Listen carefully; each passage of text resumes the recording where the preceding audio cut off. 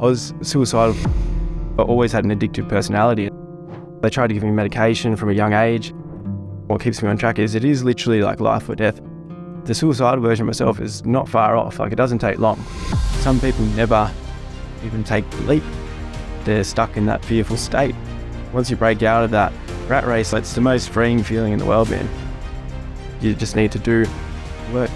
So many people out there have this dream, this big idea in their head. They're not doing it. That ego is what's holding them back. I just want to start this episode with a message of gratitude for everyone who tunes in each and every week. Thank you. I feel like I owe you a massive thank you for all your love and all your support. You've allowed me to grow and connect with so many amazing people, have so many amazing conversations, which I'm then able to go and share with you. So thank you for allowing me to do this and supporting what I'm doing. Can I ask you a favor though? And I can't tell you how much this can change the course of the podcast, the guests that I get on, everything that happens around here, just by doing one simple thing. And that simple thing is pressing the subscribe button. It honestly helps so much in allowing the podcast and the guests to just get bigger and better. And I sit here and I think about the next 12 months and what that's going to look like. And a lot of that is going to be fueled off the back of your love, your support for the podcast and everything that's happening here. So from my heart, thank you.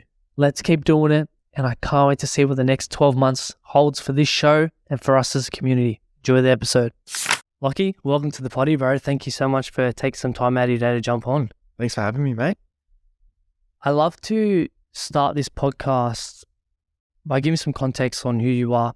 What do we need to know about Lachlan Oliver to better understand the man that you are today? So I guess for me, growing up, I was always a very high energy, high focused kid. Grew up with ADHD, I knew it from a very, very young age. But yeah, I always had this high drive, high energy, but I never really knew what to do with it. I was always someone who, struggled with school. I wasn't really good at sport either. So footy and stuff I always played. I was on the bench quite a bit. So I always had this a lot of energy, but nowhere really to put it. So moving on to, I guess, maybe middle of primary school, it was recommended that I'd started doing exercise and stuff like that. And then I pretty much started training myself. And then from there, I got hooked, man. It was pretty much instantly. I'd probably about 8 to 9 years old, I'd be doing push-ups, sit-ups and stuff in my room. And that was for me, that was my way, I guess, my outlet for all the extra energy that I had. I was always a kid. I was never really bad or misbehaved, but I guess I just had a lot of extra drive and extra energy that I wasn't putting to use. So I'd get to school and I'd be really bored. So I'd just, start making jokes and stuff. And then, so going through school like that with no real focus and no real passion, because I was never really felt like I was good at anything. My only outlet really was training. So from a very young age, I learned training makes me feel good.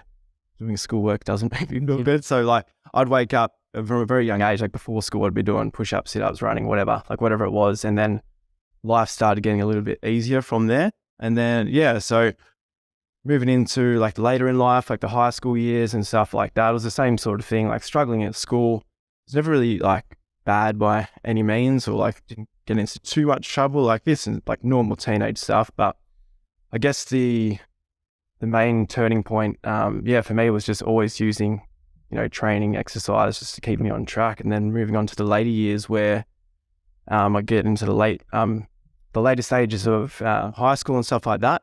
Then I started finding, drugs and alcohol and all that sort of stuff. And then from there, that sort of just snowballed down the track. So I already had mental health issues when I was quite young. I remember being probably in early years or late years primary school, where I was having these thoughts of going, if I didn't need to go to school today, or to not go to school today, I could just kill myself. So it was pretty full on growing up like that. I feel like my brain was a lot more, developed into adult ways of thinking from a young age, and that sort of went through high school. So the only thing that I did rely on to make me feel better was training. So I was obsessed with it, every day from probably 8 to 9 years old to now, without missing. And then I always did that. But then the issue was, when that was my only outlet, I never really dealt with anything. Once I got to the later years of being a teenager and I found drugs and alcohol, that was like a new outlet I found, and I was like, oh,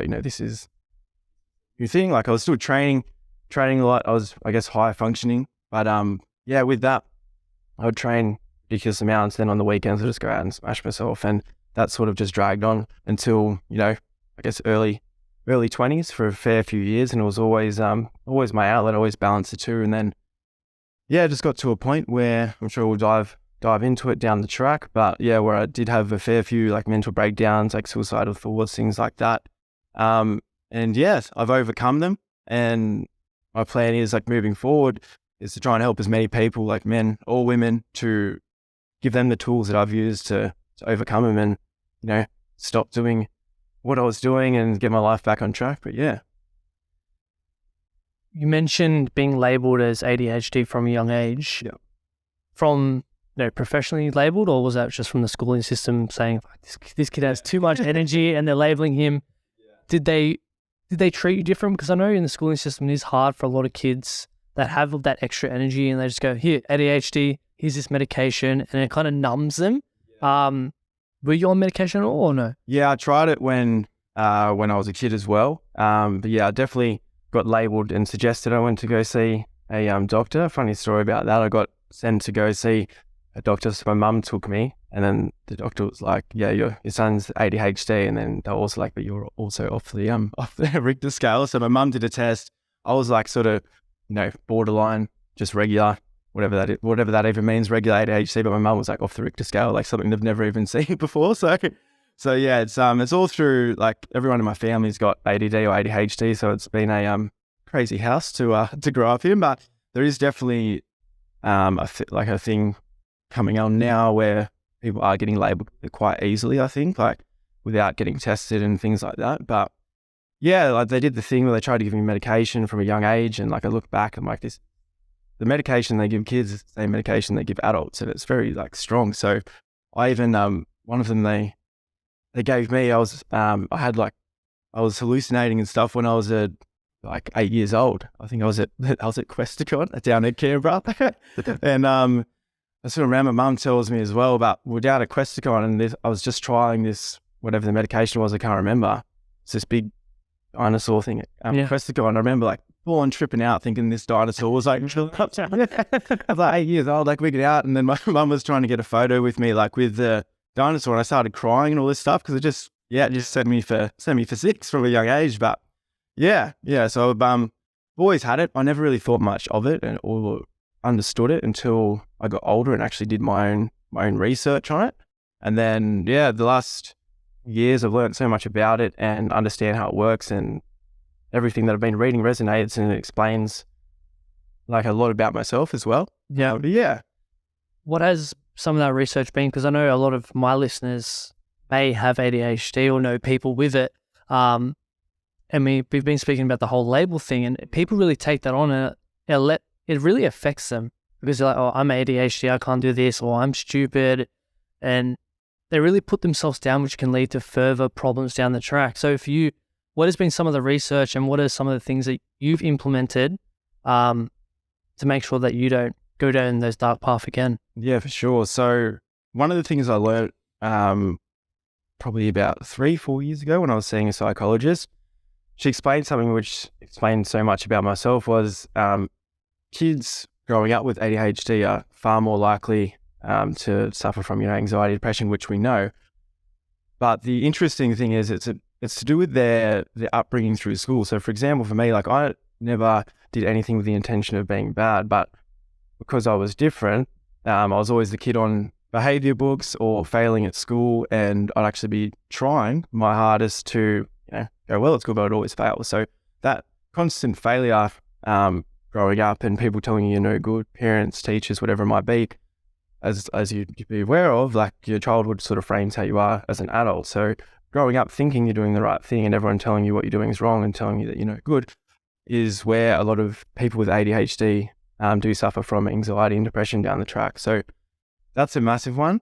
And then the other big one, which I didn't even know about until I researched myself, was actually understanding what ADHD is like in the brain. So pretty much we're just dopamine deficient. So for example, say if you were to have a cup of coffee, like your brain's like, oh, that was a nice cup of coffee. But if someone who is dopamine deficient has a cup of coffee, their brain's going, oh, like I want 10 more now. Like, Yeah. So that's the biggest difference. And I think that's why people with ADHD do reckless things like from time to time, or they are very likely to suffer from, alcoholism or drug addiction, like far more likely someone without ADHD.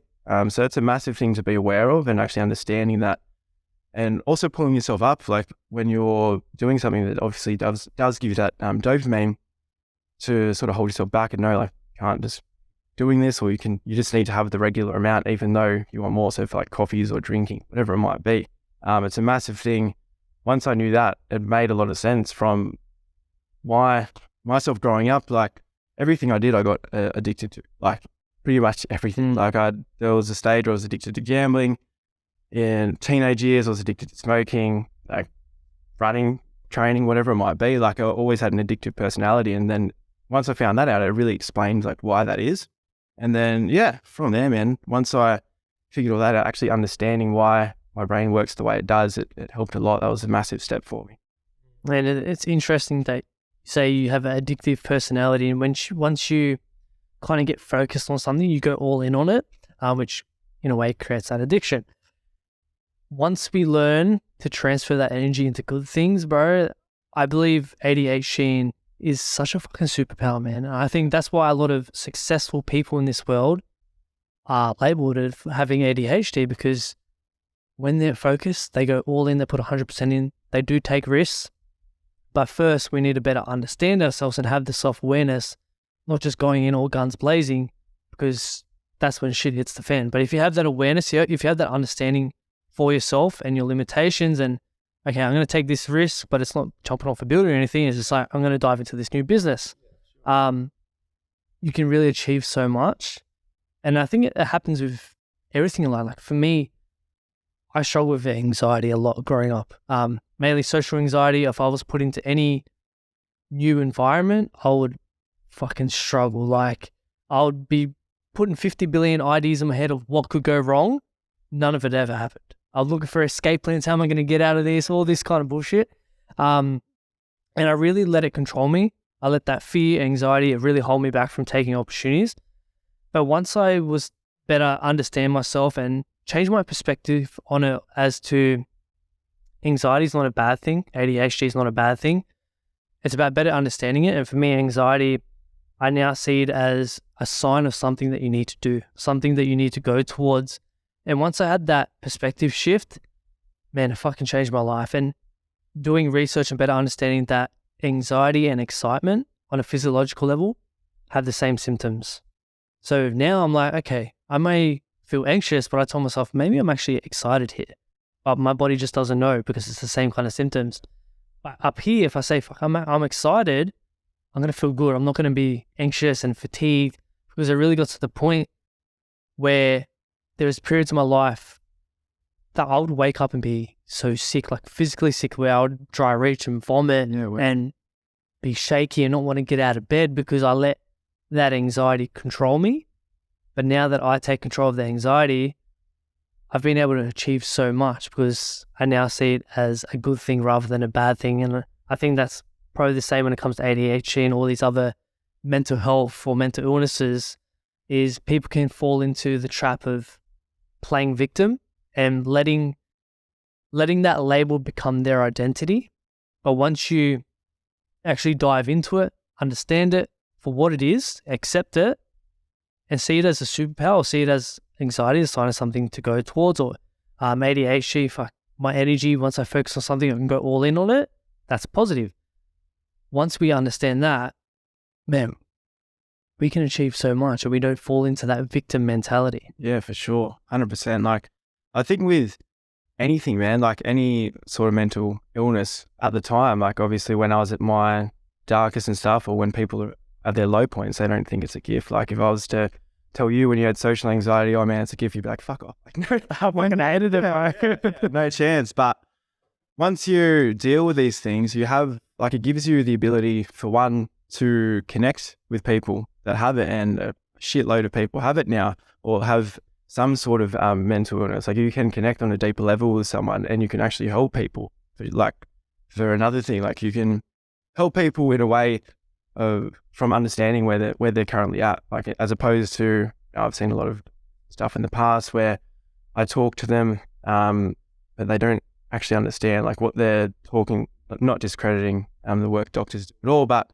like I can tell they don't actually understand how I'm feeling. They understand how, like what's going on in my brain, but they don't actually understand how I'm feeling, if that makes sense. And you have that gift, which you do, to help people, like going through what you went through. And man, it's an awesome thing. And I feel like people with these mental health issues have like a seventh gear that, you know, other people might not have, because instead of, I guess, hiding from your issues that you do have or pretending that they don't exist, you can use them to push you further. And like that was the biggest transition for me, man, was like looking back and reminding myself of how I was when I was suicidal, reminding myself how I was when, you know, I was drinking regularly, how shit I felt.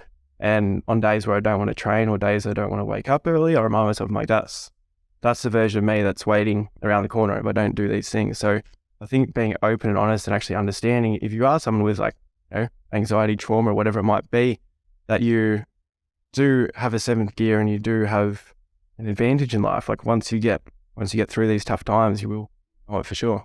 Definitely. And everything that we've been speaking about when it comes to our passions and our pain points, I'm a big believer that our passions actually lie within our pain. For you, ADHD, growing up, drug addiction, all that kind of stuff. Now that's turned into your passion when it comes to health and fitness and helping other people as well. Me, pain point was speaking to people. Like a couple of years ago, I wouldn't have pictured myself being in the studio having this conversation with you today. Now that's my massive passion, is to communicate, to have an impact in this world and really give people the tools to do the same thing so they don't end up in that dark spiral like so many people do. And unfortunately, as men, we would know a lot of us don't come out of that dark spiral. Like we lose, I think it's 7 men a day at the moment. Statistics are always changing, but at the moment I think it's about 7 men a day from suicide.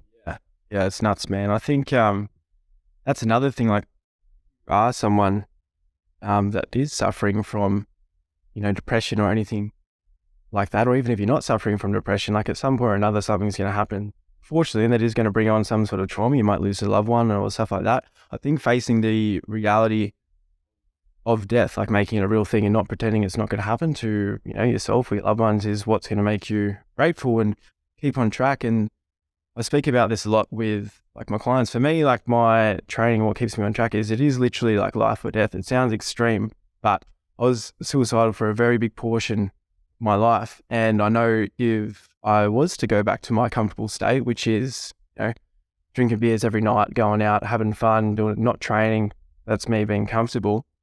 The suicidal version of myself is not far off. Like it doesn't take long. It can come back very quickly. So when I'm, you know, falling off track, or I don't want to train, or I don't want to wake up, or I can't be bothered going to work, I remind myself like this version of me right now has taken me so long to get.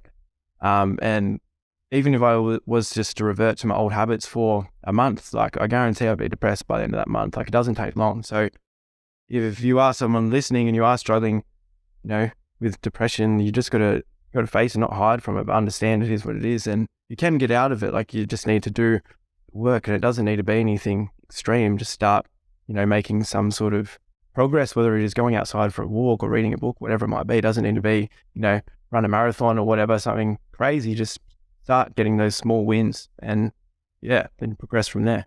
That's it. That's all it takes. That may even be just getting out of bed and making your bed in the morning. 100%. That's a small thing. I'll win, going for a walk, whatever the case may be.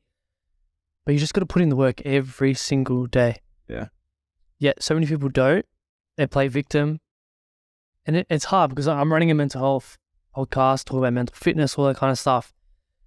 And there's, I guess, both ends of the spectrum of these people here that play victim, poor me, I've been through all this.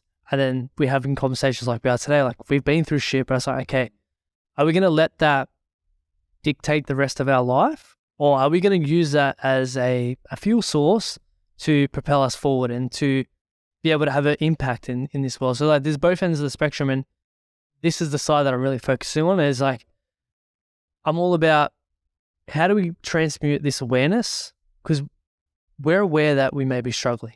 We're aware that we may not be training well, we may not be eating well, our relationships are in strife, whatever the case may be. But how do we transmute that awareness into actionable steps? That's the big thing, because there's so much awareness, but where's the action towards that? Without action, there's no change. We can speak all we want, but what change are we actually making if we're not actually going out there and doing something? And that's all it takes, is getting up every day, taking action. And if you don't know what steps to take, this is where you go and listen to podcasts like this, YouTube videos. Like, there's so much information out there these days that I feel it's very hard to stay in a dark path for a long time, because there's so much help, there's so much information, and yes, it may be overwhelming at time, but just pick a couple of things and be like, okay, what makes me actually feel good? We get so stuck in the hustle and bustle of life that we actually forget about our internal feelings and what are the feelings that we want to feel on an everyday basis. And, for me, it's like, okay, I want to feel a sense of freedom, love, happiness. Okay, what are the things that make me feel that? Okay, going out on walks, exercising, playing with my daughter. Can I do that on a daily? Yes, I can. So why don't I do it? And I know the difference when I leave it a week. Like I mentioned before, this week has been a sluggish week for me. That's all my fault. I take personal responsibility for that, because I didn't get out of bed. I didn't go to the gym. I didn't do the things that make me feel good. And this is the result of it. We just got to take the fucking action, bro. 100%, man. And I think, like you're saying, that victim mentality, and I used to be that, so I'm not having to ticket anyone that is like that. That used to be me for the majority of my life. Like, I've been pretty on track for the last 3 years. I've been the most, where I've transformed myself the most over these last few years. But I used to have that victim mentality. I used to think, work sucks, or my work's holding me back, or, he's got this, that, I don't have this, all that sort of stuff, man. I'd blame other people for how I was felt. And another thing, like, I thought that obviously a part of it is genetic. Like, I thought my mental health is just genetic. I can't do anything. Like, that was a massive thing for me. Like, I just thought, this is how I feel. And like I said earlier on, like, I've been dealing with this since I was a very young kid. And when I was a kid, I used to just think, every few months or every couple of years will just be a bad 6 months. And like, that's how I thought I was. I just thought that was just it. Like, I couldn't do anything about it. And it took a long time to break that. But once you start doing these small things, like we said, chasing those small wins, like, it doesn't need to be much at all. Like, all you have to do is just, like you're saying, pick something that you enjoy and do that. But I feel like the biggest thing is the cycle that we're all in, especially in Sydney, bro, because everyone, like you're saying, is in the hustle and bustle. The rat race, yeah, that's it. The rat race. And it's just this cycle. And if you ask people, like when I talk to my clients or speaking to just people in a normal conversation where they're struggling and they're like, I just feel like I can't get ahead. I feel like every day is just, I'm doing the same thing or taking this toll on me. I'm not sleeping, all this stuff. But the best thing you can do, and this is something I been using for years, is to break that cycle. And it is always a pivotal point. So, for example, like recently, it's not too long ago, like a few months ago, I had a down couple of weeks. Like, this is, it wasn't manic or anything like that, but I just wasn't feeling good. I was a little bit depressed, and it slowly got worse and worse from day to day. It was probably over a period of 2, maybe 3 weeks. And I realized what was going on. Like, I was just doing the same cycle. I was putting too much time into my business and not enough time into myself. And I felt like very, very down. So once I realized this, I just went into the office at home and I literally just sat down and reflected. And I was like, what have I done in the last 30 days? And then things will start popping up. Like, if you do that, if you take 10 minutes or 5 minutes even out of your day and just reflect on the last 30 days you've had. And if you look back and you go, I've been working 12 hours, I haven't spent any time with my family, I haven't been sleeping and training, and you feel like shit, that is probably why. That's probably why. And that's what I was doing. I wasn't following my routine. Like, I've got my usual routine that works. But what I was doing, I was skipping things to put more time into the business. And for the first week, I got a lot of stuff done. The second week, I felt shit. So I was probably getting less done if I was sticking to my routine. And how to break that cycle is just do something out of the ordinary. So it was literally, I think, 2 weeks ago. Yeah, it wasn't too long ago. feeling a bit down. I was actually stressed about coming on the podcast because I was like, man, how are we going to go on the podcast talk about mental health when I'm down? But I thought of it like we were talking about before. It was actually a gift because it's fresh in my mind now, like what I do to get out of that. And these downtimes used to last years for me. And now I got over it in 2 weeks. So I decided, I was like, I'm going to wake up at 3 a.m. tomorrow. I'm going to run 10Ks just in the dark, just me by myself, torch and clear my head because I'm just breaking out of that cycle. And for me, that was a huge win because I hadn't been training as much as I'd like. And I was just finding I was just in that rat race doing the 12, 13-hour days of work, not prioritizing my health. And then from there, man, it was just one simple thing. Like I say, it doesn't need to be a run. You can go for a walk, just wake up early and read a book, something, whatever it might be. But that was a turning point. And then since I did that, I've gotten my energy back. My training's been good. Mental health has been good. And I've got that, I guess, that seventh gear or that fire in my belly again for my training. And I've just been really excited about life again, all just from that one thing, just to break out of that cycle that I was in. And I feel like that is a massive thing that everyone can do. It can be anything. It's this, giving yourself a kick up the ass. Yeah, 100%. Sometimes we need it. And how good are those early morning runs where you're just running, it's just you and you're in your head and fuck, it feels good, man. And it really can shift your state of mind. Like for me, there's been periods just like you where you're in the rat race and your mind's just gone 100 miles an hour. So much stuff is happening. But as soon as you go run or train or go into nature, go on a hike or something like that, you just feel this sense of relief and freedom and clarity to actually process all your thoughts. Because a lot of the time, why we feel so sluggish and we feel like we're getting stuck is because, yes, we're having so many thoughts, but we can't process them that quick. So there's all these unprocessed thoughts in our head, but as soon as we actually take a step back, kick ourselves up the ass, we can go, okay, process one thought at a time. What's useful, what's not? And then we come out the other side, okay, cool, this is what I'm going to do moving forward. And it's just taking the action, having the reflection piece, because reflection is massive, as you mentioned, 10 minutes a day journaling. Doing that when you're training, doing that when you're going for a run. Like I'm sure when you run, like the whole time you're probably reflecting, going like, fuck, this is what's going on in my life right now. What is helping me, what is not?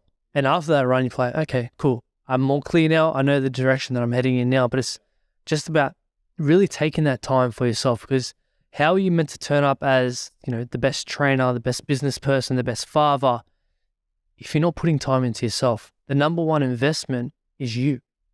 Because you said, the first week you got a lot of work done in your business, but you neglected your own self. The second week it caught up and you're like, oh fuck, I feel like shit now, which then affects your business.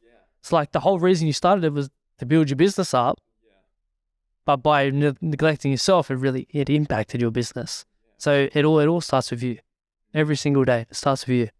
Yeah, for sure, man. I think it's massive thing, like we're saying, especially in Sydney. I'm sure a lot of the other cities are probably pretty similar, but everyone's just stuck in this rat race and they're putting their career first. And like one thing I have said to my clients, not all of them because it's pretty upfront, but like if, you were to, God forbid, like you pass away, if you're working for, a corporate job, there's going to be an add up on seek tomorrow. So why are you smashing yourself for this career and putting your health second when if you were to die, that someone's just going to take your spot? Like I get, it does sound intense, but like it's just something you got to think about. Like if your health's not there, what is the point of all this? What's the point of saving up for a retirement fund if you get to 60 and unhealthy and you can't walk, or you're mentally unwell and you're not happy? Like you've got this, you're working your ass off, you're saving money by saving $10 a week, whatever it is, from not going to the gym, and finally get to that,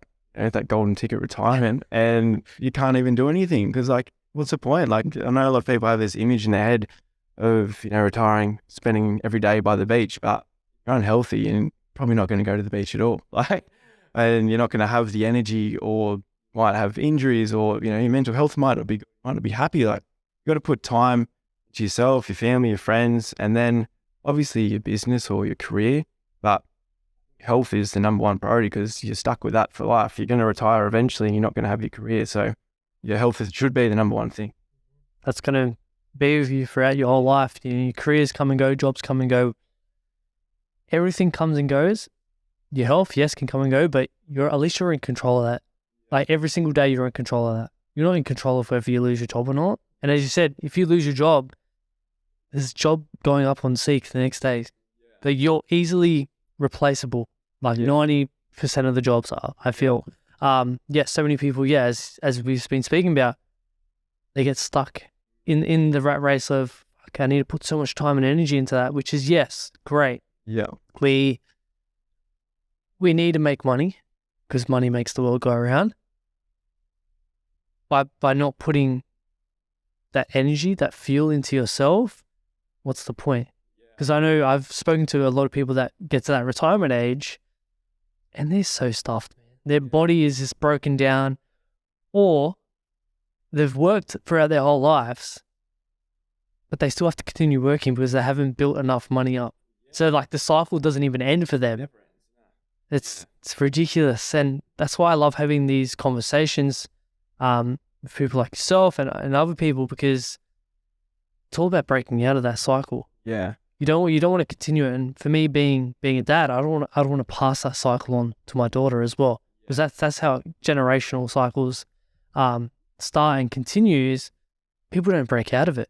So that's in all aspects. That's financial. That's mental health. You know, you mentioned mental health being passed down from generation to generation.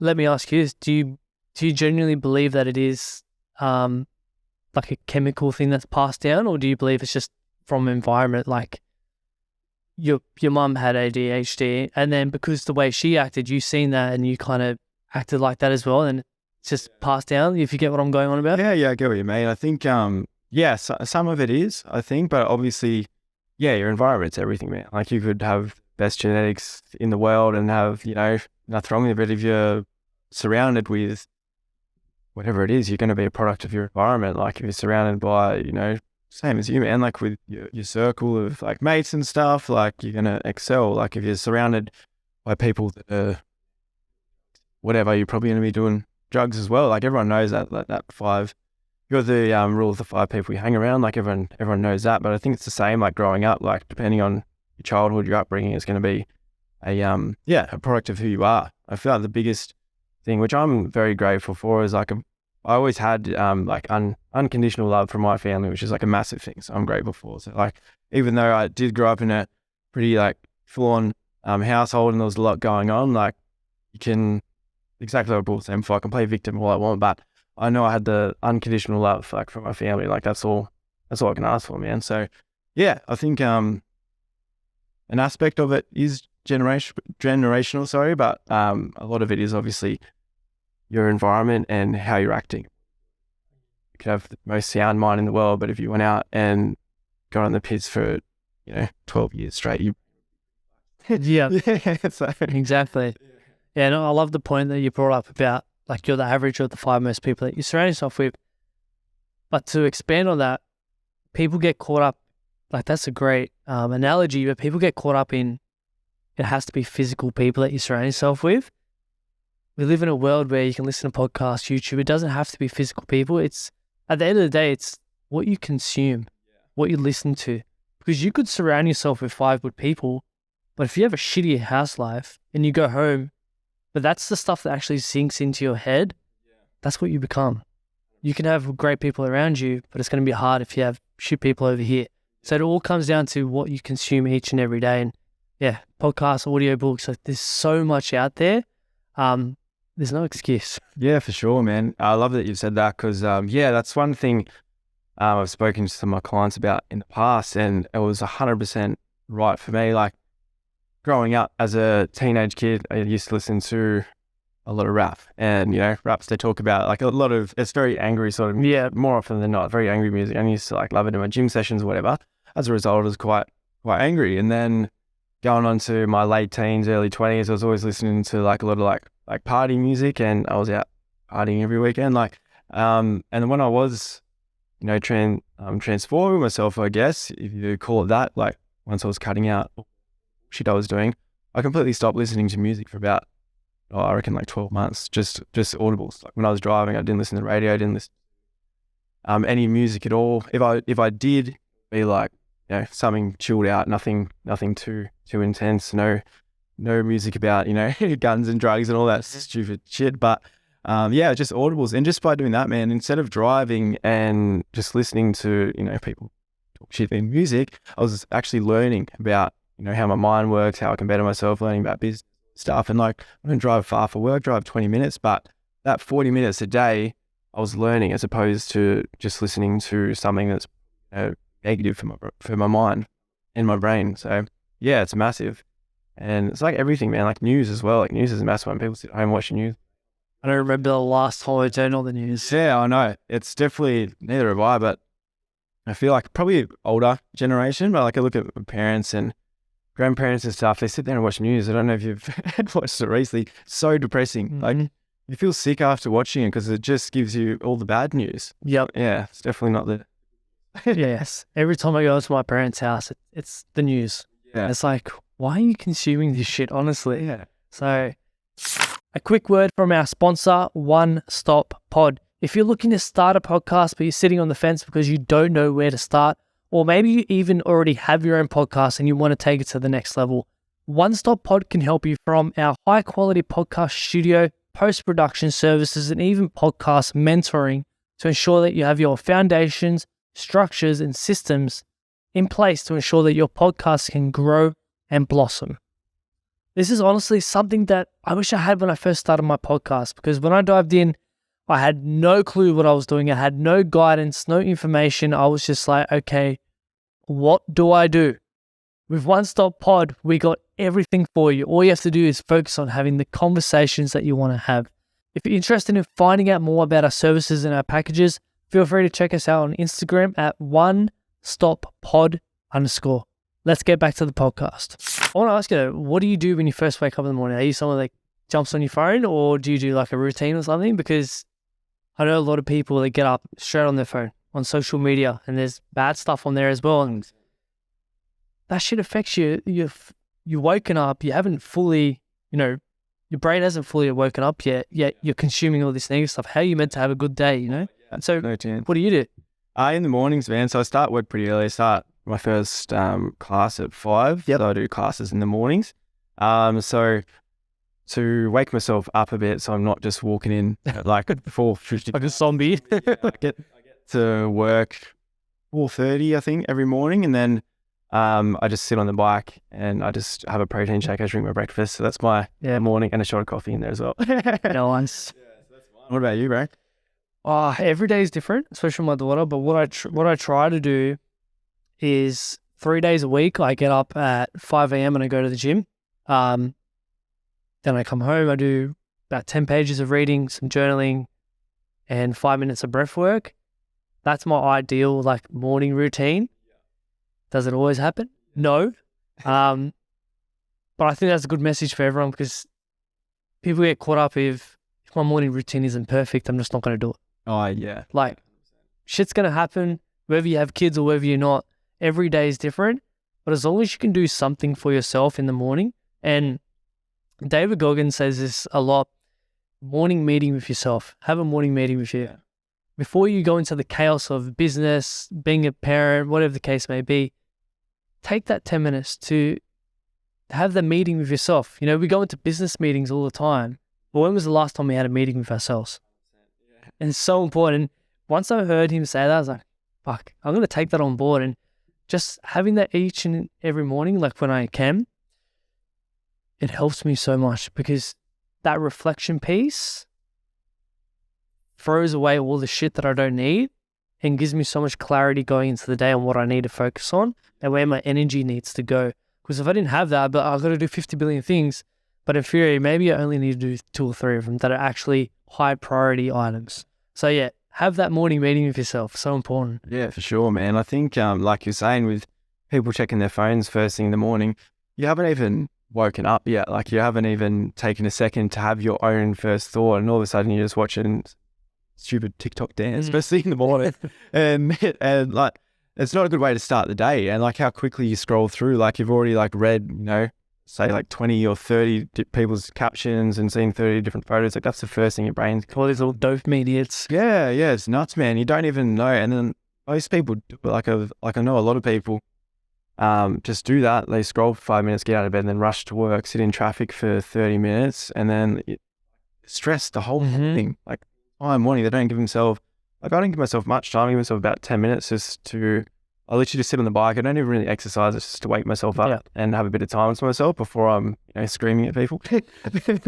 And then, but I don't get how people, especially people that need to drive like an hour to work in traffic, like it must be so stressful. Like I probably used to do it when I was a bit younger, but definitely need even just 5 minutes just to let yourself wake up before you're checking emails or messaging people. Just smashing a coffee and going straight to traffic. Yeah, for sure. Yeah, you need time to fully wake up. If not, your mind's going 100 miles an hour. And because the way life is, then you don't take the time to actually slow down your mind, which then brings on anxiety, stress, all this overwhelm. But imagine if you could start your day just by taking that little morning meeting for yourself. How much better would your day be? Yeah, so much better, man. With you, like, what do you do for your anxiety to, I guess, keep it in check? Do you have any sort of anything like that you use? It's something that I'm playing with all the time and something that I'm still trying to get better at. Even this week, on my birthday actually, and this will go and segue into something else, but I felt very anxious on my birthday and I don't know why. I felt like, because I'm not really a big caffeine person, I'm not really a big coffee person. I got this new product sent to me and it's like a morning caffeine thing. It only had 135 milligrams of caffeine in it. But I had it, and as soon as I had it, I felt so much anxiety come over me. I was like, why the fuck am I feeling so anxious? And I was on my phone, I was like, does caffeine increase anxiety or something like this? And some studies and stuff came out. I was like, yeah, it can do that. I was like, maybe it's the caffeine. But going back to how I deal with anxiety, a big thing for me is what we've been speaking about is reflection. It's like, why am I actually feeling this right now? And what is this trying to tell me? Because I now know anxiety is a sign of something that I need to go towards. So like, for example, last Friday, I was anxious because I was speaking at a school. Why was I anxious? Because I got to speak in front of 100 kids. That's why. But also a part of me was like fear of judgment. Am I going to stuff up? Or am I actually excited to go do this? So that there was all these different emotions and feelings. But once I was able to, write them all out, I was like, okay, cool. This makes things a little bit better because I better understand of what I'm feeling. I'm just like, I'm not like to myself, oh, I'm just anxiety. I just have anxiety now. It's like, there's actually reasons behind it. And this is how I can go deal with it. Do meditation, breath work, and just trying to be as present as possible, just to slow down my mind and process all the thoughts that are happening to me. But moving on to caffeine, do you know much about it and can that affect anxiety? Yeah, for sure, man. That's probably my guilty pleasure, caffeine, because with the PT hours I do the split shift, so like morning to 9. So definitely upped it since I changed careers. But from an anxiety perspective, 100%, yeah, it can increase it. Like I notice on days like if I have a second coffee from, say I'm feeling tired, I'm like, oh, I need another coffee. It goes through the roof. Like it definitely has an effect on that. Another big thing as well is your body still processes it as you're sleeping if you have it too close to bed. So even like if you can sleep with caffeine, your body is still working to get rid of sleeping. So anywhere from like, you sort of want to not have it 6 to 7 hours before bed, roughly. That's what I try and aim for anyway, which in the scheme of things, it's not too hard to do, especially when most people go to bed at like 12 o'clock now. But so it definitely increases anxiety, 100%. Like, why? Too sure. I think I guess it's a stimulant. Yeah. So it just gets your brain working a lot harder. And if you have even like a little bit of anxiety there that might not even be aware of, if you're having extra caffeine, it's just going to give you those extra jitters. You're going to be thinking a lot faster. And as you're saying, like part of anxiety is your brain's moving 100 miles an hour. So you're having a stimulant, that's obviously going to enhance that quite a bit. Definitely. And I wanted to play around with it a bit so I had the full 135 milligrams. And then the next day I cut it in half and did half a serving. and it wasn't so bad. So I think I am going to put it down to the caffeine. Yeah. So how do we counter that? You know, people are tired every day and they rely on caffeine, but then that increases anxiety. How do we still have energy to last us throughout the day without having so much caffeine? Yeah, that's a good point, man. So yeah, I was really bad with it for a while because I was having it like at night before I go back to the gym. So my main goal with it is to not have it after like it's 1 o'clock. But if you're someone who finishes work a bit earlier and you don't need it that late in the day, like try and have your last coffee before like 12. Yeah, okay. In the morning, like I feel like a lot of it is placebo as well. Like I feel like I used to get like a strong coffee in the morning or an extra shot. Sometimes I used to get 3 shots and that's really bad. Yeah. And then, then I realized I was like, I don't fucking need 3 shots of coffee. So I had one and it's the same shit. Like even not you feel better because you're not so like wired the whole time. So I think if you break it up throughout the day, like that's what I sort of did, figure out how much caffeine you are having throughout the day. Because I think like the actual amount you want to try and stay under, which is a shitload, is like 400 milligrams. I think once you go over that, it starts to have a negative effect. Probably for most people has a negative effect under that. Yeah. Like say if you're someone who has 3 coffees a day, trying to space it out so they're not so close together, but at the same time, so it's sort of counterproductive. You don't want to have it, too late in the day because it's going to affect your sleep. As you know, shit sleep is also going to anxiety. Cycling. Yeah, and then the issue is because you're not sleeping properly at night, because your body's still flushing out caffeine, the next day you feel like even more tired, so you want more caffeine. Yeah. So it's a vicious cycle, and I've been in it very many times. So, best thing you can do is cut it out. One method I use now to sort of boost my energy when I am going back to my afternoon clients or back to the afternoon classes is I'll just get out and get some sun, 20 minutes of sun a day. Like just go for a walk, and then when I get to the gym, I have a cold shower just to sort of wake me up. And that's been helping heaps. That's something I've only just been doing the last couple months. I call the afternoon ones my sanity sessions. So what I started doing, I just go to the park for 20 minutes. Like I'm not even going there for any specific reason. I can run, stretch, sit, like whatever it might be. But I'm just getting 20 minutes of sun a day. And then when I get back to the gym, I have a cold shower. And that, that wakes me up. It gets me ready for the afternoon.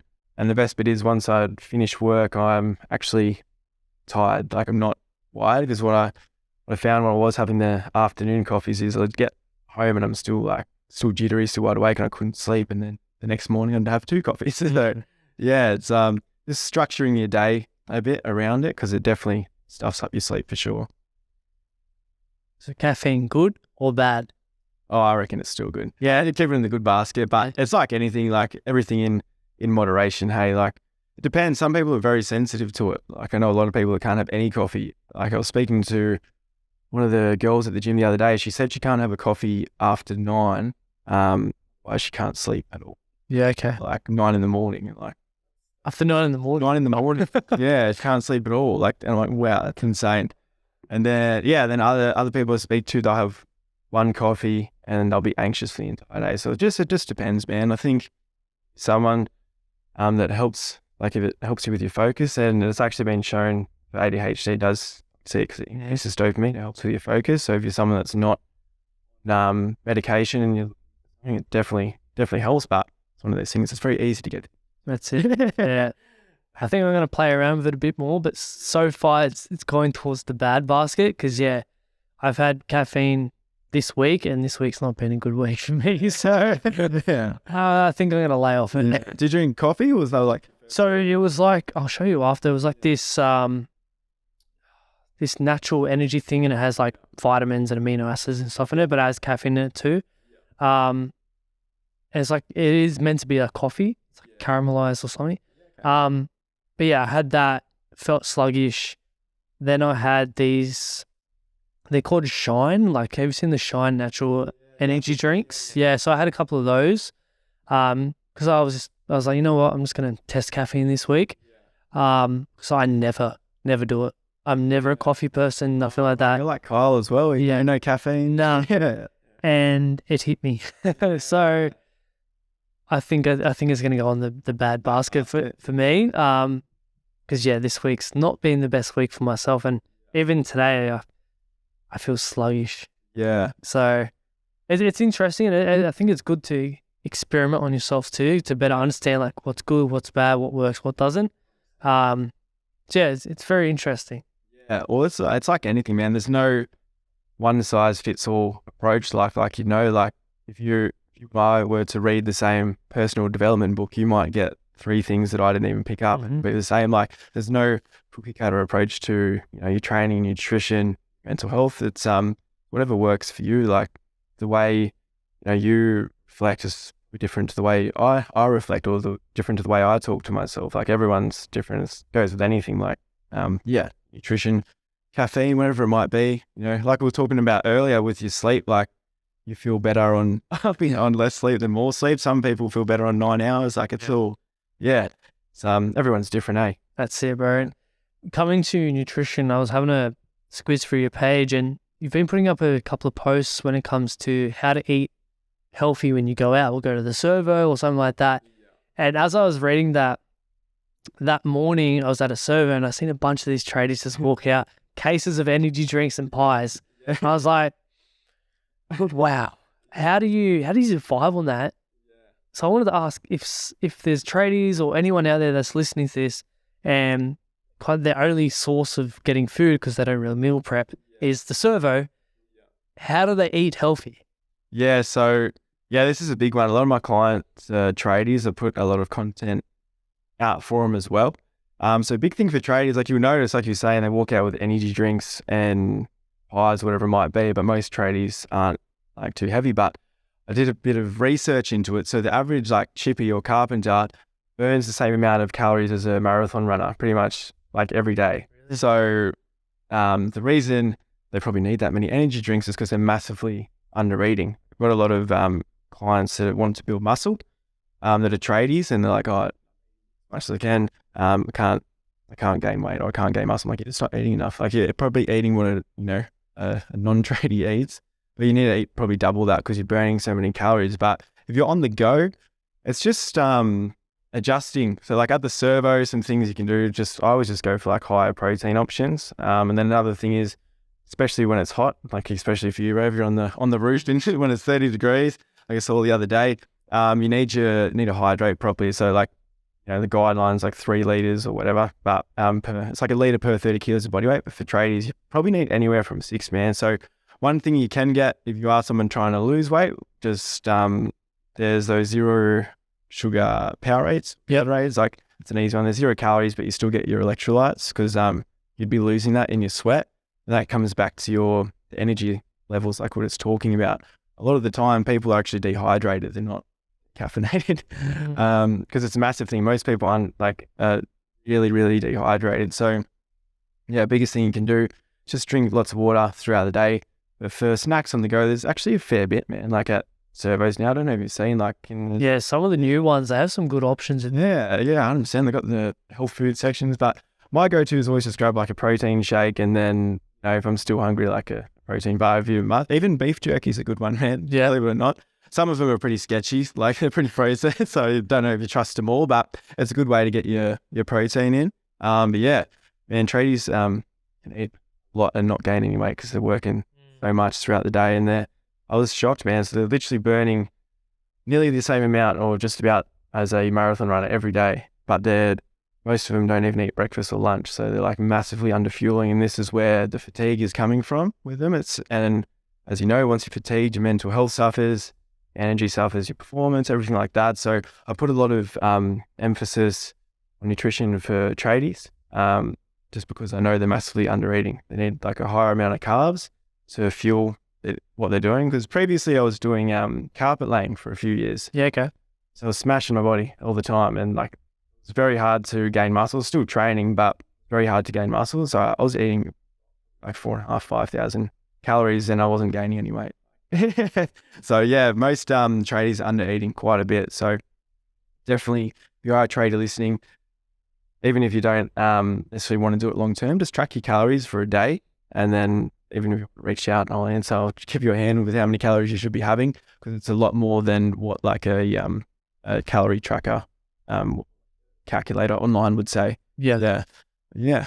That's interesting. Yeah, because there's there's multiple days throughout the work week there. I only have maybe 1 or 2 meals a day. And I don't eat breakfast. I don't eat till maybe 10 o'clock or lunchtime sometimes. Yeah. That's probably why I feel sluggish as well. I'm just something new. I'm just something it all out. Hydration's hard for me sometimes as well. Yeah. Some days I can drink 2 liters. Some days I don't drink much. So, yeah, you've brought up a lot of good points, and I was like, fuck, okay. Common denominator is me, not looking after myself. Yeah, it's a bit like that. Well, it's hard to tell, man, because you wouldn't think that you need to eat that much, but because you're moving so much, like on a busy day, you probably do 20 Sweating his ass off, throwing roofs. on the roofs, man. You'll be sweating out. The problem is when you're sweating that much, you're not just losing water, you electrolytes as well. So quick thing you do if you don't have Powerade or like supplements, it's just just rock salt, just put it in a glass of water, because when you're sweating, you sweat out sodium as well. Yeah, okay. So when you lose too much sodium, it can affect your energy fatigue as well, especially in Australia when it's like 30, 40 degree days and you're smashing yourself. Yeah. So it's like, the way I look at it is for tradies' health is like, look at these athletes that are probably working, like burning less calories than the tradies are, and they've got professional nutritionists looking after them, and that's why the way they do, and their energy levels are fine. But then you've got a tradie doing the same thing, just having like a 1 meat pie a day, then going to the pub and having beers and schnitzel, and one way feels like shit in the morning. I'm not saying you need to follow a strict nutrition program, because obviously not every tradie wants to be an elite athlete, but you just need to make sure you're getting enough carbs, enough protein, and enough food, pretty much, man, and your energy levels be better, you'll perform better. And like if you're someone who feels like they're too tired to train, too tired to, anything outside of work, massive thing is going to be nutrition. So it's definitely something to keep an eye on. If you have any questions, like if you're someone listening, you are a tradie or if it's a person, just reach out, man. I'm happy to. So is one of your big focuses is on tradies, is it? Yeah, a big focus is like I do a lot of, good chunk of my clients are tradies. Main focus is like mental health. So, but funny enough, like I'm sure you're pretty aware of it, but like the trade industry or construction industry, has a big problem with men's mental health. Yes. So it sort of goes hand in hand. Like when I first started working with men, it wasn't like my direction, but I started attracting that sort of client base. A lot of tradies either want to lose weight or muscle. And another thing is also just getting their energy back, man, and just not feeling smashed, because like, being a father, like you have a big day at work, come home and you're supposed to play the father role, partner role, got no energy. And like I was the same, like when I was doing carpet laying, like that's similar sort of work. You're just carrying big rolls of carpet all day up and down stairs, sweating your ass off, and you get home and you're smashed. The last thing you want to do is train. You just want to lay down. And it obviously is going to affect your relationships if you don't have energy for anything but work. So it's not even eating to be the most jacked person. You don't have to look like, Arnold or anything, but just eating so you can have that energy when you come home and recover and not be sore. And if you're not fueling yourself properly, your risk of injury is going to go up. Your risk of mental health issues is going to go up. And it all comes back just to the basic shit, man. Just fueling yourself, giving yourself enough nutrients, enough food, and you're not going to run into these issues that so many people are. Yeah, and on tradies, and when it comes to training, how do we get the most out of our training when we may not have, the hours to spend doing bodybuilding stuff? Like, if we only have 30 minutes, how do we get the most out of our training to either 1, build muscle, or 2, lose fat? Yeah, so it depends how many days you're wanting to train. So your split is always going to be a bit different. So if you're someone only training like 2 days, you definitely could doing like a full body program. Yeah. And then if you've got 4 days where you can train even half an hour, you could do like something like that. But yeah, the big thing is obviously with your time, it's just making it a priority. But training wise, you definitely want to do more so like compound. So your squats, deadlifts, stuff like that to strengthen your body. But depending on what like issues you might be having, the exercises are obviously going to differ from each other. But yeah, a big thing is strength training, eating right, getting enough sleep, and most people So Definitely. And on the 30-minute training, if we're focusing on compound exercises, are we having less rest? How many exercises? Like, because there's so many exercises that we can do. Are we just focusing on maybe bench press and just doing a bunch of sets in that for that half an hour period, or are we doing a couple of exercises there? Like, do you give an example of a client that you may have that goes in maybe 3 or 4 days a week and only has half an hour to train? yeah, so most of my clients, train at least 4 days. So usually the way I set it up is, so say 4-day program would be like either a push-pull program. So like easy way to explain that is just like your front side and then back side. But usually I do upper lower. So one lower day you'd start with deadlifts or RDLs, depending like where you're at with your training. And then the second lower day would be squats. And then one would be a bit more sort of quad focused. The other one would be a bit string glute focused, but you would train both throughout the program. And upper body, similar thing, like you do your bench or dumb overhead press one of the upper body days, and the other day would be like, pull-ups, row, something like that. Because the biggest mistake, especially for guys, more specifically young guys, is that they might train 2 days a week, and one of those days they're training arms, and like you're forgetting about the rest of the just doing it's that's because say only like arm days are alright. It obviously got if your goal is hypertrophy, but I wouldn't recommend having an arm day unless you're training 5 days. Like you can get a lot more done in 4 days doing like an upper lower or like a full body, whatever it might be, compared to sort of not wasting, but using up a day on arms where you could be getting in an extra legs or upper body session and doing arms in there as well. Yeah, so you're going to be working your arms throughout the process of doing the compound lifts anyway. Yeah, exactly. Like usually like with the programs for the guys that don't want to get big arms, I just program like drop set, or something like that at the end. So they're still getting their arm pumps, so they're happy. Yeah, you got to keep them happy. That's it. Yeah, I think it's very important, especially for myself. In the mornings, I really only have 30 to 40 minutes to go and train. So I need to get the most out of my session. So one, I feel good, but two, I'm making progress with that as well. So yeah, focusing on the compound lifts is very pivotal. Yeah, for sure, man. I think training for me, like I mentioned at the start, has been like where I ground myself. So I genuinely believe like without training, if I didn't have that, 100% wouldn't be here today. Like no question about it. Because it's the one place in the world, no matter what you've got going on, that you can see progress. So with any sort of exercise, even if you're someone doing mobility or walking even, like you can, like if you haven't walked 10Ks before, you can build yourself up to walk 10Ks. Even if you've got all this other shit going on, you might have relationship troubles or you might have been sacked from your job. The gym's always going to be there. It's always going to be somewhere where you can see progress every week or every 2 weeks. And I feel like that's a massive thing that I've relied on throughout my life. Like I've never stopped training even when I did go rails. But yeah, it's always been somewhere I could go, chuck my headphones on, clear my mind and be somewhere where I'm progressing in some area of my life, when there was a good chunk where I wasn't progressing in any other areas. So it's definitely a safe place where you can, keep improving yourself. How important is it to incorporate the mental side of things when it comes to training clients? Because, speaking to Kyle, a lot of the times, 90% of the times, it's you listening to them and holding space and talking about a lot of mental stuff than it is training. So how important is it to incorporate that into the training? 100%. It's honestly, man, that is the biggest part of personal training and coaching. It's all mindset, man. Like I've been through a lot of stuff with people, because if you think about it, like someone's training with me 3 days a week, they probably see me more than some people see their kids or see their husband. Like if they're spending, 3 hours with me like a week, it's a lot of conversation. Like I call a couple of my mates probably like half an hour a week. If I was see my clients a lot more than I see my mates, I see my clients a lot more than I see my partner. So you do develop these connections, and you do become that friend and that person they can sort of just let all their stuff out to.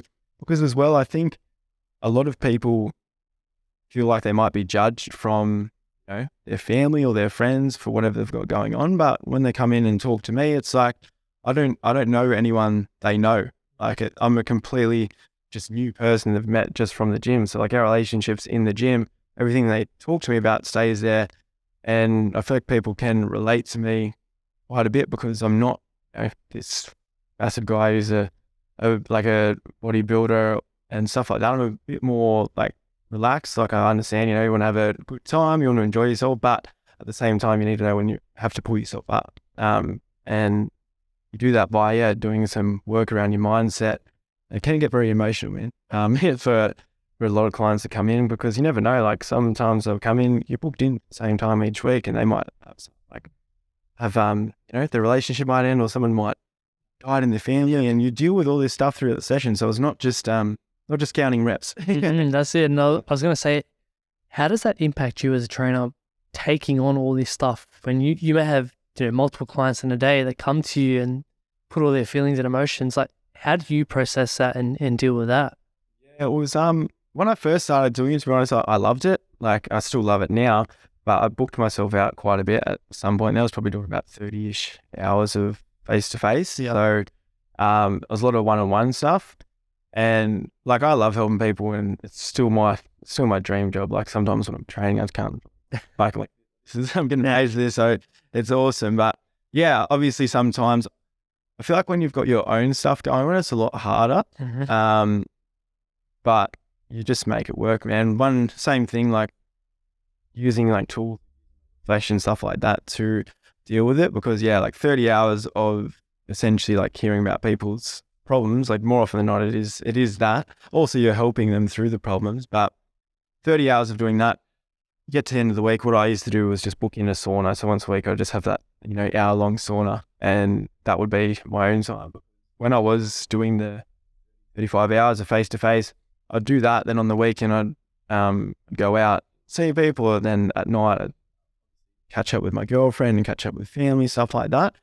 And there was a period where I was like, oh my God, I don't think I've spent an hour to myself in about a year. So I started booking in the sauna like once a week, and that's like a non-negotiable that I do every week. And that 40 minutes just resets. Like sometimes I read, but more often than not, I just literally just do nothing, just be still for those 40 week. And that's enough just for me to get my own time, reset. It's important to give yourself that time. Definitely. And all those people, all your clients come to you, but who do you go to talk about your feelings and emotions? Yeah, I'm very lucky, man. I've got a very good circle. Like I've got very mates, girlfriend at home, and then my family were all very open. Like, I'm very lucky. Like even when I did make the change, I obviously did a short, sharp change. I was going from a guy that was, drinking, smoking weed and doing all this sort of stuff, all of a sudden just to not doing any of it, and transitioning to a coach and someone who was a bit more present on social media and all this stuff. So it was very, very different. And my mate supported me through the whole thing. Like I was very nervous, to be honest, to start, because I thought my mates were going to try and, why not drink before? Why aren't you, coming out and all this stuff? But not one of them said anything. They all supported me through the whole thing. They all was like awesome. So I'm super lucky. Like I know a lot of people struggle with that once they start making changes. Like their friends, their family, their partner might say what are you doing that for? It's super common with my clients as well. Like if I've got a client where their partner isn't on board with it, they're putting in all this work and they go home and their partner's like, what are you doing that for? Why are you exercising? It's stupid. Like literally, some partners are that unsupportive. So I'm super grateful to have the do for sure. Yeah, that's awesome, because as you said, so many people don't have that, and there's so much ego that gets in the way, and it makes people feel insecure when someone else is making change and they're not. Even a simple thing last night in my Oztag training, so we're playing in our State Cup tournament next week, but every year before we go away, we get together as a group and we tell each other, we give each other compliments on why they deserve their spot in the team. It's like this lovey-dovey stuff, right? It's funny how many of the boys are so uncomfortable just to give compliments. But when it comes to banter, the loudest pricks ever. Yeah. But just giving a compliment, they're so uncomfortable. It's like, I said it was funny before, but really it's sad. We should be able to give each other compliments easy. Yeah, 100%. It's just a massive thing with guys. Our egos get in the way with everything, man. It's such a big thing that's holding us back. Like, I feel like so many people want to go do something, but their ego's back because they're thinking, oh, if they think this about me, what if they think that? But they have this like burning desire in them to go do something or whatever it is, join a gym, try a different sport, quit their job or do something else. But they feel like they're stuck, and that ego is what's holding them back. The fear of, the fear of judgment, just keeping them from doing what they know they want to do. And some people never even take the leap, and because just they're stuck in that fearful state. And it's, it is sad, man, because so many people out there are just have this big dream, this big idea in their head. They think about it every day, and they're scared of what someone they probably see once a year thinks about them. They're not doing it. And it's, and I used to be the same, man. Like, I was scared of being a coach, thinking my mates would judge me. I also thought I probably wasn't good enough to do it, all this sort of stuff. And yeah, once you take the leap, it's the most freeing. Once you break out of that rat race like we were talking about before, it's the most freeing feeling in the world, man. Definitely, bro. That's like me with the podcast. Like, I thought people were going to laugh at me. Like, who is this guy who can't even speak to people going out and doing this podcast? Now look at me. It's just an example of, if you take that leap of faith out of your comfort zone, bro, there's so much growth and there's so much opportunities that come to you. So much confidence, for me, knowing my self-worth, knowing who I better am now, my goals, visions, all that kind of stuff, just by leaving my comfort zone and just believing in myself. I didn't know what it was going to hold. I knew people were going to talk shit. There's going to be judgment, but you can't make everyone happy, right? And if you're trying to make everyone happy and not make yourself happy, that's where blame, resent, anger, all these emotions come into play, and you become a victim. And we've spoken about that earlier. Like, we need to break free from that and create a life by design that you want. Don't let other people hold you back. Don't let fear of judgment hold you back. This is your life, and the reality is we're all going to die, right? So make the fucking most of it. Yeah, 100%, man. I think it's taking control of your life. It's a massive thing, because everyone is stuck in this cycle, and that's what I talk about a lot, like with saying about staying comfortable. Like, the cycle of the average person at the moment is wake up, go to work, sit down in an office for most people, then sit in the car or bus, come home, sit down and watch Netflix and go to bed and repeat that. And they're so scared to break that, and they have all these excuses. Like, obviously, like time, work's stressful, but biggest thing, or the biggest change for me, is like understanding that every single thing you're doing is a choice. And work did not force you not to wake up and go to the gym. Work didn't force you to backers for a month straight. Like, say you don't have enough time, and I do this a lot with some of my clients that are struggling with time management. And quickest thing you can do is just pick up your phone, go into settings and check screens. Most people, it's like 4 or 5 hours. Yeah. And then another thing's like Netflix, where like everyone's sitting at home watching, like, oh, so what have you watched? I ask it like subtly to my clients sometimes, oh, so what have you been watching on Netflix? And then they're like, oh, I've been watching this. I'm like, oh, what are you up to? And then they'll like blurt out they've watched, 3 seasons in a week. And I'm like, so you didn't have time to go for a walk, eh? And it's a massive thing. Like, time's a big one, but like once you understand you're making that choice.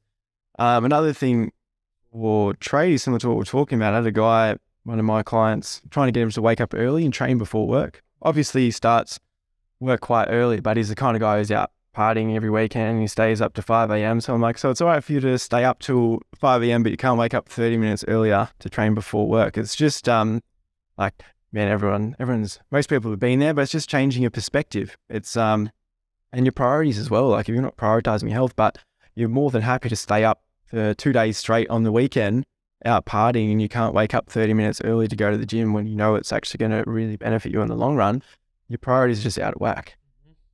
Definitely. So many people, their priorities are like, what are you doing with your life? And they make all the excuses under the sun, but it's, once you actually look at their life, it's like, imagine if you didn't watch that series of Netflix. Imagine what you could do with that time. It's just about rearranging your priorities, and it's like, okay, you can watch Netflix if you want. Doesn't mean you have to watch a whole series. You can maybe watch one episode, not a whole series. Go out there, go to the gym, wake up 30 minutes earlier, set your priorities to suit the life that you want to create for yourself. I think that's a bigger thing. 100%, man. Like, once you realize what you want to do, just work back from that. Like if someone who wants to lose 20 kilos, or if you're someone who is depressed and you don't want to be depressed anymore, like we said, you got to reflect, figure out the person that you want to be or where you want to be, achieve, and just work backwards. So many people are just winging it. And I was the same, like just winging my mental health. And like to give you guys a bit of insight, so like how I was when I wasn't doing great, like I wasn't necessarily like addicted to drugs, but I was always keeping myself busy. So I was always out and about. If I was at home, I'd either be watching Netflix, I'd be training, and then maybe 3-4 times a week I'd be at the pub and I'd be drinking. And I wasn't at the pub, I'd be smoking weed when I was younger. So I was always keeping myself busy. And I guess my health was never a priority. My priority was just not being my own thoughts. And then it got me to a point where I sick and tired of my shit. And I was like, all right, sort of blaming everyone for how I felt. And I was doing all this shit, like I was drinking 4, 5, 6 nights a week, whatever it was. And I was wondering why I felt like shit, which most people are. And like, I was just blind. Like I honestly didn't understand. I was just so blind because you're stuck in that habit, stuck in the routine. And yeah, once you actually realize, like, reflect, sit down, write down what you're doing, like right now, that's like good for you, what's serving you, write down it's not so good. And the answers are usually there. Like if you look at, just imagine, like it's just a list. The bad side or not so good side has more shit on it. The good side has less shit. You're probably going to feel like shit. And then it goes the other way. Like if you're doing more positive things, once I started shifting that, and I still have, habits like every now and then, special occasions I'll still drink and stuff, but it's more like to enjoy myself and bond with someone, like at a wedding or something like that, like celebrating sort of stuff. But whereas before I was just drinking just to not be alone in my head. Yeah. So it took a while to get there. Like I had to not drink for a very long time to be able just to actually build a relationship with alcohol. Yeah, exactly. Like very rarely now, like probably drink maybe once every like a couple months or something like that when I'm actually celebrating. Like I've got going away next weekend with my brother and Pop. Like we're going away and I'll probably have a couple of beers and dinner and watch the footy and stuff like that. It's not just fucking smashing myself and then wondering why. Shit. Now you're actually able to enjoy it and embrace the people around you instead of just getting sloshed to distract your mind from all the shit that's going on. Yeah, 100%, man. It's just one of those things you don't know until, I guess, you break out of it. Or the issue is like for most people, it takes them getting to where I was, which was, full on like suicidal for a very long time to realize I had to get my shit together. Whereas if you just listen to all the shit that's out there and not wait till something goes wrong or you are suffering from suicidal thoughts or like panic attacks or whatever it might be to do something, you don't need to get to that point. Same for your physical health as well. Like so many people don't even think about going to the gym until their blood pressure's at a level where they're probably going to have a heart attack in the next 3 days. Like you shouldn't wait to get to that point. And I did. Like I waited until my mental health was like just completely fucked. And that is what it took me to realize, I need to adjust a few things. Like I was doing it for years, like drinking and smoking, doing all the shit that was bad for me, and took me to a very dark place. And once I got to that dark place, and I was like, oh, maybe I should change a couple of these things. And it's what so many people do. It gives you that kick up the ass and gives you that fire in the belly that sometimes is required to change. But unfortunately, it shouldn't need to take that much. Yeah. So many people wait for these changes to happen. They don't make change until it's easier than the life that they're living now, or they actually have to change because physically or mentally something bad's happened, or a car crash, or whatever the case may be, where they're forced to change. And we shouldn't wait for those moments, because that moment may not come until you're 60. So what have you done with the last 60 years of your life, right? Just fucking make the change now. Be preventative. And coming back to what I said before, create a life by design. Don't live in victim mentality. Don't blame. Don't resent. Get up. Do the things that you want to do each and every single day. And you may not be living the life that you want right now. You may be working a job that you dislike. But it's like, okay, how can I work towards creating the life that I want? Maybe that's, instead of waking up half an hour earlier and training, because that puts me in a good state. So then I can do a good job, and that will maybe get me a promotion or a better job or something like that. It's just making these little incremental tweaks each and every day that will put us in a better position years down the track. Like, play the long game. We live in a society where we want instant gratification right now. We were speaking before about the attention span on social media, right? 15 seconds, you got to grab someone's attention. How are people meant to succeed in life if they can't even be patient and watch a 10-minute video because they want all the information in 15 seconds? That correlates and translates into every area of your life. But once you take a step back and like, okay, I'm going to work on myself. I'm going to put time and energy into my own physical health, my own mental health. It may not be a quick overnight fix, but if I work on it every single day, I'm going to be in a much better position come 12 months' time. People underestimate how much they can actually achieve in a short period of time as well. Man. It's like you say, it's just all the small stuff. So much shit out there now that's all these, quick fixes, quick challenges or whatever it might be. These fucking gurus and shit out there.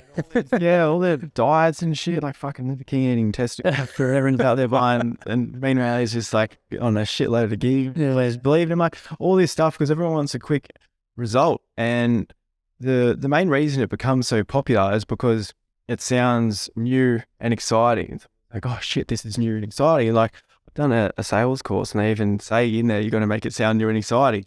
And that's just what people are doing. And so people go, oh shit, this is the new thing. Like when Liver King started eating balls and liver, man, everyone was like, everyone wants to look like that guy. So I started buying liver. Guilty. I bought liver. I wanted to as well. Hey, I actually, tastes like shit. I can imagine. He makes it look like it tastes all right. But yeah, it's everyone just wants that quick fix. It's but I talk about it a lot. Like just coming back to the basics, like the stuff you talk about all the time, I talk about a lot in my content as well, but it doesn't sound exciting. That's why people don't do it, because people aren't like, oh, fuck, what am I going to do that for when I can cut out carbs and look like this guy? But like, meanwhile, that guy telling you not to eat carbs is slapping his ass with testosterone. Yeah. But it's, everyone just needs to start just coming back to the basics and just take a breather, not try these extreme things. If you just do the basic stuffs every day, you'll see results. That's boring, man. Why would we do that? Exactly. Yeah, why would you do that? I've won stuff. Exactly. Yeah. Oh fuck, man. We could chat all day, bro. But as we start to wrap up, where can the people find you? Where can they support you? What's happening in your world? Yeah, and so as I would have said at the start, so my name's Lockie from Take Action Training. That's the business name. So mainly on Insta. I've got the website as well. So my Insta is Lockie_Take Action Training. Got some exciting things coming up. I'm not sure when this is dropping, but it should be live by then. I've actually started a mental health challenge. So it's going to be called the Tough as Fuck Challenge. So pretty much just exactly what we're talking about throughout this. It's just daily habits, exact daily habits that I've used to get me from someone who was drinking every day, suicidal, anxious, all that sort of shit, to where I am now. Wake up with energy, focus, I feel good, I'm happy. It's a bit of physical stuff in there as well, but majority of it is just going to be daily habits that definitely get you the results. I think the best thing about it, like I've said to the people that have signed up already, is that it isn't just shit that I've just found on Google. It's not like a challenge where you're doing like 10 burpees every 10 minutes or something like that. It's just simple daily habits that are going to decrease your anxiety and sleep, improve your focus, improve your mental health. So yeah, it's called the Tough as Fuck Challenge, Tough AF, so people don't get offended. And yeah, like if you guys are keen, it's a free challenge. The winner is going to get some free coaching as well. So it's going to be someone just with the most impressive physical transformation. And then, yeah, they get free coaching for about a month and a half. So if anyone's keen on that, let me know. It's free. It's just, I was thinking of something I wanted to do to give back. And yeah, I'm just thought, what better way to use the exact habits that I use to keep me on track, get back on track when I'm off. So I encourage everyone to give it a crack. It's nothing too extreme. It's just, Awesome. I'll put all the links in the description. Lockie, we have a closing tradition on the podcast where the previous guest leaves a question for the next guest. So the question for you is, have you had a genuine moment of happiness today? Yes, actually. I was when I was driving here. So like I said before, I had a rough couple of weeks, but I had a cracker day today. I woke up, I went to the gym, and I did a run after, and I had a sauna and a cold shower. And I was driving here in the sun, had some nice music playing. I was like, fuck, this feels good. So yeah, genuinely happy today, which is nice. Fuck yeah, bro. Appreciate you, man. It's been awesome chat. Cheers, bro.